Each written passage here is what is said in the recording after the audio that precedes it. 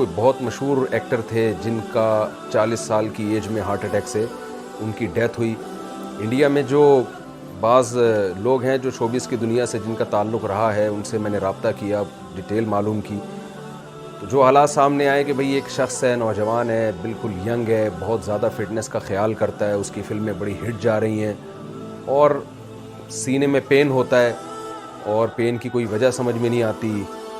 اس کی جو منگیتر ہے یا گرل فرینڈ ہے وہ اسے سلاتی ہے بستر پہ, اور ان کی جو گرل فرینڈ ہے اس کا بیان یہ ہے کہ صبح جب دیکھا گیا تو وہ مردہ حالت میں پایا گیا. دیکھیں, میرا مقصد یہ نہیں ہے کہ کون دنیا سے چلا گیا اور کون پیدا ہوا, یہ تو ہمیشہ سے ہو رہا ہے, لوگ مر بھی رہے ہیں, پیدا بھی ہو رہے ہیں. ہمیں اس موقع پہ یہ دیکھنا ہے کہ اسلام کیا کہتا ہے. قرآن مجید میں اللہ تعالیٰ کا ارشاد ہے, سنوریہم آیاتنا فی الآفاق وفی انفسہم حتی یتبین لہم انہ الحق. ہم ان کو نشانیاں دکھاتے رہیں گے ہمیشہ, خود اس کائنات میں بھی اور خود ان کی ذات کے اندر بھی نشانیاں دکھائیں گے. یہ جو نشانیاں اللہ دکھاتے ہیں نا, ایکسیڈنٹلی کوئی مر جاتا ہے, اچانک ڈیتھ ہو جاتی ہے, یہ انسان کی ذات کے اندر کی نشانیاں ہیں. اور اللہ یہ نشانیاں ہمیں اس لیے دکھاتا ہے تاکہ ہم عبرت کی آنکھیں کھولیں, اس دنیا سے ہم دل لگانا چھوڑیں. آپ سوچئے کوئی مشہور اداکار ہو اور وہ بھی انڈیا کا ہو, اور جس کو لاکھوں کروڑوں لوگ سنتے ہوں, جس کی فلمیں دیکھتے ہوں, جس کے گانے سنتے ہوں, اس نے کیا کچھ سوچا ہوا ہوتا ہے. 40 سال تو انسان کی ایسی ایج نہیں ہے, 40 سال میں تو پھل کھانے کا وقت شروع ہوتا ہے. آپ ساری زندگی محنت کرتے ہیں. ایک سنگر جب وہ گانے سیکھتا ہے تو 40 سال میں اس کی ایک پیک کی عمر ہوتی ہے. ایک ایکٹر اگر کامیاب فلمیں بنا رہا ہے تو 40 سال اس کی ایک پیک کی عمر ہے. اب اس نے ترقی کرنا اصل میں شروع کی ہے, پھل کھانا شروع کیا ہے. اور ایسے موقع پہ موت کا فرشتہ آئے اور آپ کو قبر میں اتار کے چلا جائے تو انسان کے سارے خواب چکنا چور ہو جاتے ہیں. یا تو اللہ بہت ظالم ہے کہ انسان کی جب ترقی کا وقت شروع ہوا, پھل کھانے کا وقت شروع ہوا, اس اللہ نے ساری محنتوں پہ پانی پھیر دیا, ساری محنتوں کو ضائع کر دیا. یا تو معاذ اللہ ظالم ہے, یا ہمیں اللہ کو سمجھنے میں غلطی ہو رہی ہے. ہم اس دنیا کو اصل سمجھ بیٹھے ہیں. ایک صاحب نے مجھے کہا کہ میں نے اپنے بیٹے کو پڑھایا لکھایا, اکلوتا بیٹا تھا, ملٹی نیشنل کمپنی میں اس کی جاب لگی, بڑی اچھی جاب کا جو پہلا دن تھا اسی دن اس کی ڈیتھ ہوئی ہے کرنٹ لگنے سے. تو مجھے کہنے لگے میری تو ساری محنت برباد ہو گئی, ضائع ہو گئی.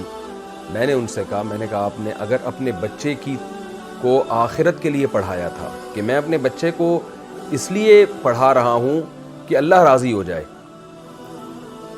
اللہ نے حکم دیا والدین کو کہ اپنی اولاد کی اچھی تربیت کرو, ان کو اچھی تعلیم دو تاکہ وہ ایک معاشرے میں ایک اچھی کامیاب لائف گزار سکیں.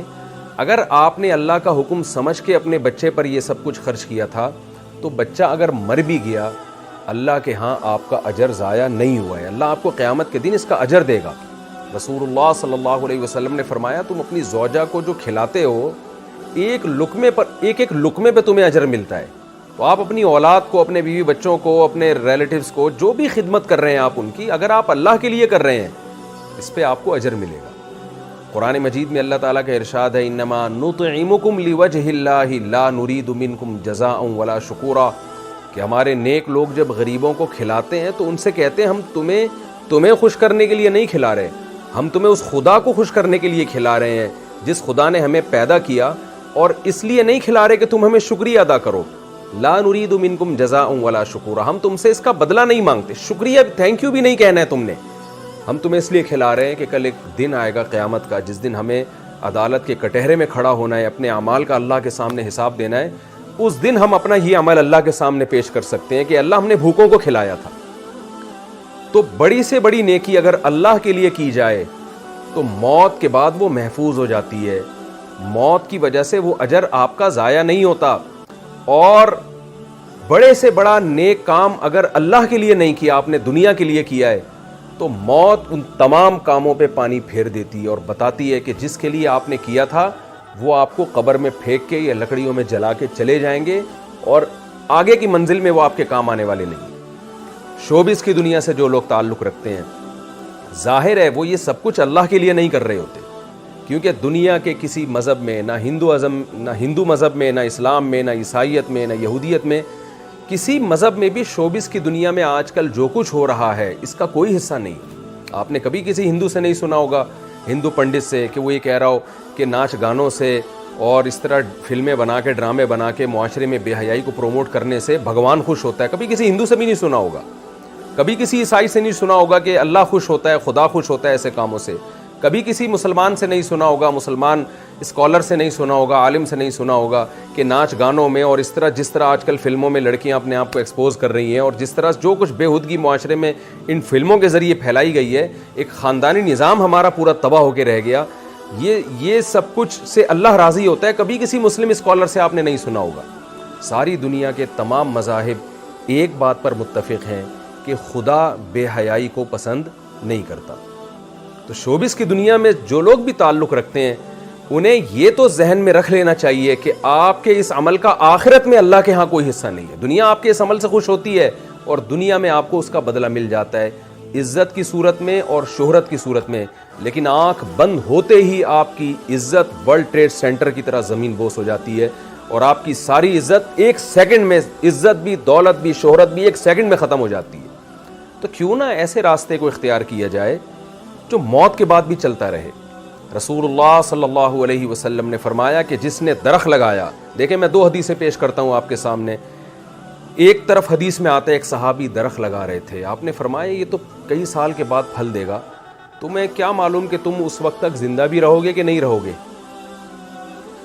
یعنی اتنی دور کی سوچ رہے ہو اور پل کی خبر نہیں ہے۔ کہتے ہیں سامان 100 برس کا، پل کی خبر نہیں ہے، کل کا تمہیں پتہ نہیں ہے زندہ رہو گے اور تم اتنے سال بعد کی سوچ رہے ہو، پتہ نہیں اس وقت تک تم زندہ رہو یا نہیں رہو۔ اس حدیث سے کیا پتہ چلتا ہے کہ آپ صلی اللہ علیہ وسلم جو اللہ کے میسنجر ہیں وہ درخت لگانے سے گویا روک رہے ہیں، اگر صرف یہی حدیث ہو ہمارے سامنے۔ لیکن دوسری حدیث میں آتا ہے، صحیح مسلم، بخاری صحیح مسلم کی حدیث ہے، آپ صلی اللہ علیہ وسلم نے فرمایا جس نے درخت لگایا اور مر گیا، کوئی نقصان کی بات نہیں ہے، خود پھل بے شک نہ بھی کھائے، نبی نے فرمایا کہ اگر جب تک اس درخت سے پرندے اور جانور بھی فائدہ اٹھائیں گے، انسان تو دور کی بات، جب تک اس سے پرندے اور جانور فائدہ اٹھائیں گے، آپ صلی اللہ علیہ وسلم نے فرمایا درخت لگانے والے کو اس کا ثواب ملتا رہے گا۔ اب آپ دیکھیں ایک حدیث میں درخت سے روکا جا رہا ہے، ایک میں درخت لگانے کی ترغیب دی جا رہی ہے۔ فرق کیا ہے؟ نیتوں کا فرق ہے۔ پہلے جب آپ درخت لگا رہے تھے آپ کا مقصد انسانیت کی خدمت نہیں، صرف اپنی خواہشات کو پورا کرنا، اور جب آپ دوبارہ درخت لگا رہے ہیں تو دوسری جو حدیث میں مثال دی ہے اس میں آپ کا مقصد اپنی خواہشات بھی لیکن انسانیت کی خدمت بھی۔ تو انسانیت کی خدمت اور وہ خدمت جس میں اللہ کو راضی کرنا مقصد ہے، اس خدمت میں اگر آپ مر بھی جاتے ہیں کوئی غم کی بات نہیں ہے، آپ کا وہ درخت قیامت تک آپ کو اجر پہنچاتا رہے گا۔ درخت ایک مثال ہے، درخت سے مراد کوئی بھی خیر کا کام۔ شوبز کی دنیا سے جو لوگ وابستہ ہیں، پہلی بات تو یہ میں اپنے آپ کو کسی سے افضل نہیں سمجھتا، میں نہیں کہتا کہ جو فلمی دنیا سے وابستہ لوگ ہیں میں ان سے زیادہ بہتر ہوں اور وہ مجھ سے کمتر ہیں، یہ تو آخرت میں ہی پتہ چلے گا۔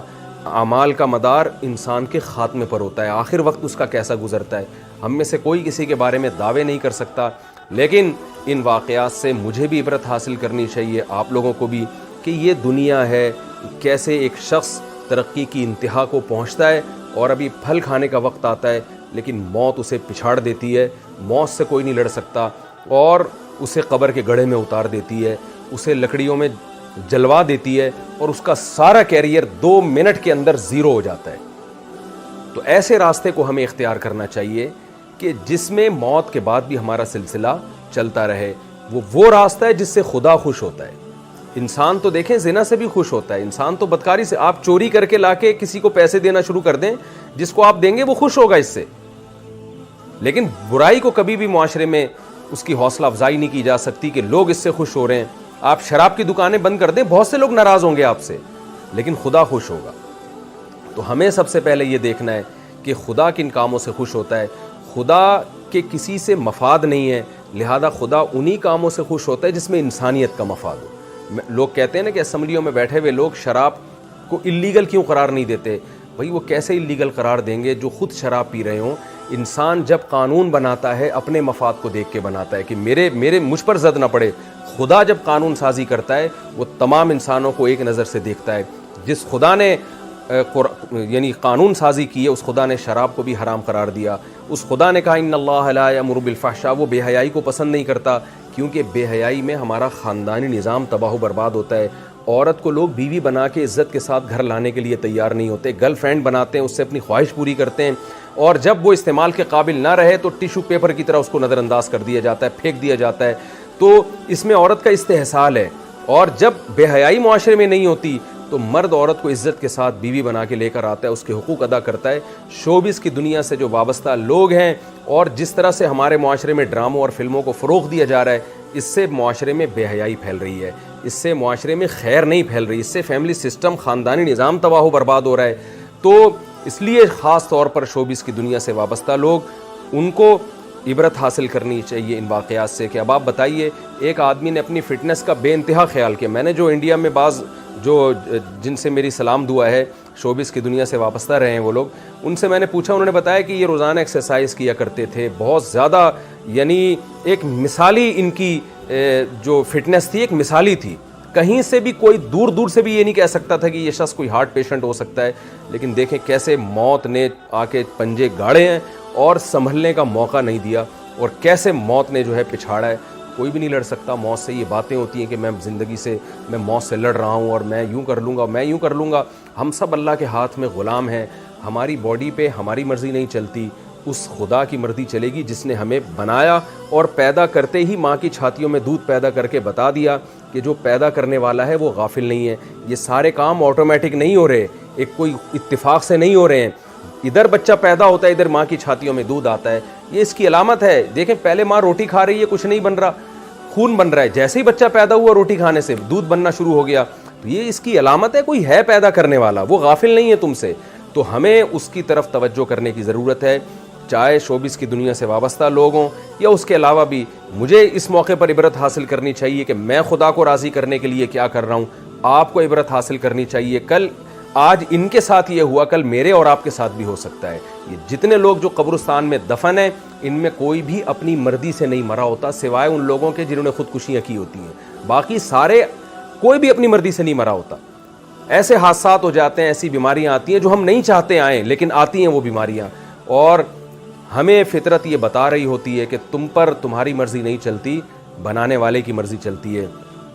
خوش قسمتی کی بات یہ ہے کہ اس بے وفا دنیا سے دوستی نہ لگائی جائے. دوستی اسی خدا سے لگائی جائے جس نے ہمیں بنایا ہے، اور پھر اس کو راضی کرنے کے لیے کام کیے جائیں. اللہ تعالیٰ سے دعا ہے کہ اللہ یہ اور اس جیسے واقعات جو ماضی میں ہوتے رہے ہیں اور آئندہ بھی ہوتے رہیں گے، ان واقعات سے ہمیں عبرت حاصل کرنے کی توفیق عطا فرمائے. ورنہ آج ایک آدمی دنیا سے گیا ہے، کل ہم بھی جا سکتے ہیں. اور قرآن کہتا ہے کہ وَلَن يُؤَخِّرَ اللَّهُ نَفْسًا إِذَا جَاءَ أَجَلُهَا. تم نیک اعمال کی طرف آ جاؤ، جب موت کا وقت آئے گا تو ایڑیاں رگڑو گے اور تم یہ چاہو گے کہ زمین کے برابر دولت میں خدا کو دے کے اپنی جان چھڑا لوں اس موت سے. اللہ فرماتے ہیں اللہ اس کو قبول نہیں کرے گا. موت سے پہلے پہلے اللہ کا دروازہ کھلا ہوا ہے، موت کے بعد ہمیں مہلت نہیں ملے گی. اللہ تعالی ہمیں سمجھنے کی، عمل کی توفیق عطا فرمائے.